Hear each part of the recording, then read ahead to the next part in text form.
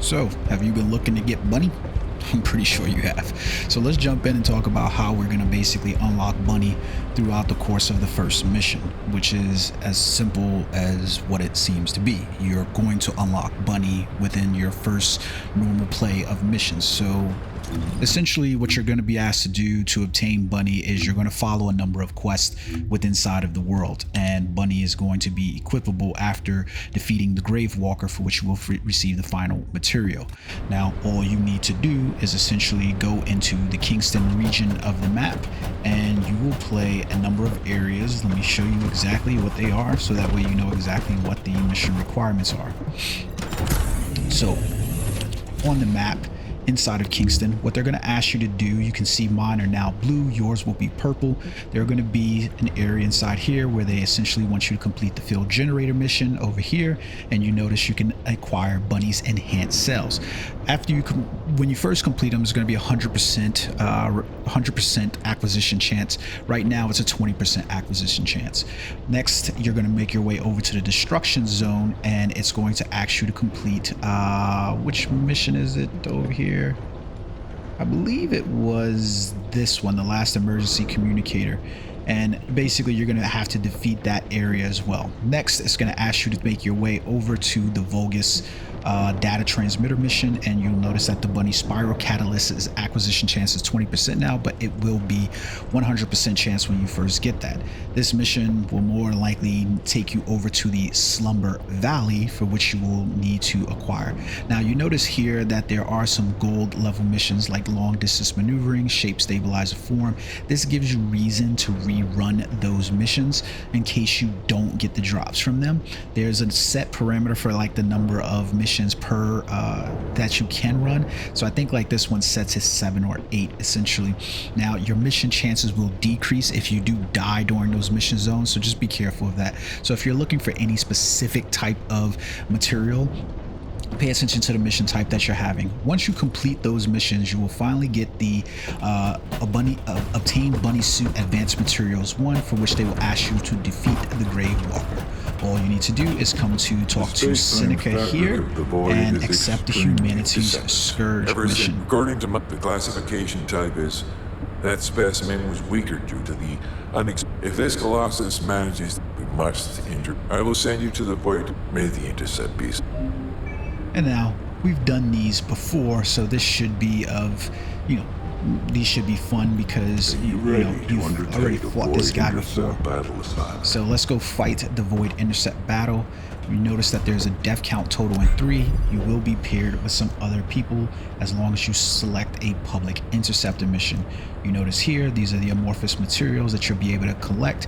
You'll notice that they also have amorphous materials for some of the other type of descendants in the game. So Glay is available here. You'll see Nazitra's Devotion, which is a weapon blueprint. You see Lepic's stabilizer blueprints and VS's enhanced blueprint cells. So you're going to largely want to be playing these for the loop. You'll notice here that it also gives you a list of destructible parts for you when you shoot, so that way you know what to go for, and it also lets you know what its attack attributes are and what its attributes resistance are and what you probably should be using. So the weak type point type would be Pierce. At this point you probably don't have them, but you probably really don't need them for this boss. So let's start the public intercept mission, and then we can see what it is like to do that now.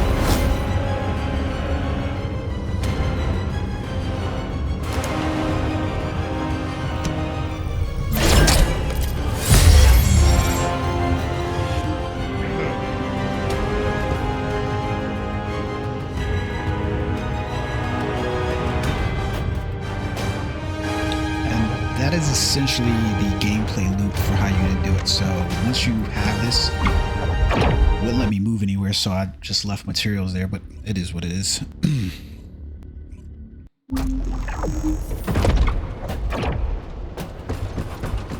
So we're gonna skip past Seneca for right now, and what we're gonna do is we're gonna go to Aeneas.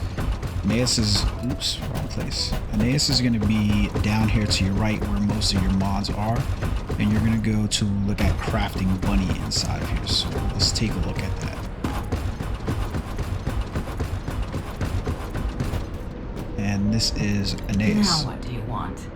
So you can select a research request for her if you have the gold, and you can see here like this is the recommended descendant that they have. In order to get this, you need some of the enhanced ultimate bunny enhanced cells and the ultimate bunny code, for which I have none of those. But if you go to your normal descendant, you'll notice bunny is available here, and you're gonna have to pay that hefty research cost for her for 400,000 gold inside of here. For most people, I believe this is going to be worth it because it's bunny. Now you notice that this cannot be accelerated, but as part of the mission quest, you'll be able to unlock bunny within a minute of basically playing that, and you're going to basically do that on repeat and loop for the majority of your your descendants that are basically inside the shop. Now, understanding that these also have ultimate forms to the characters that are available, so you can do the ultimate purchases for what is it, $100, or you could go about trying to get the materials for bunny through the grind means. So you can see here, in order to get bunny's ultimate forms, you're going to have to research a number of things. So that means you're going to have to get reptin, you're going to have to get ceramic composites, you're going to have to get encrypted neural circuits, you're going to have to get all of those plus the blueprints, which are going to come from the void missions, so that way you can just unlock. So if the time and effort is too much for you, the easier way to go about this is essentially to look at the shop and basically purchase her for $100, because that's what the value on these are, is essentially that. So now you can see a fancy little animation.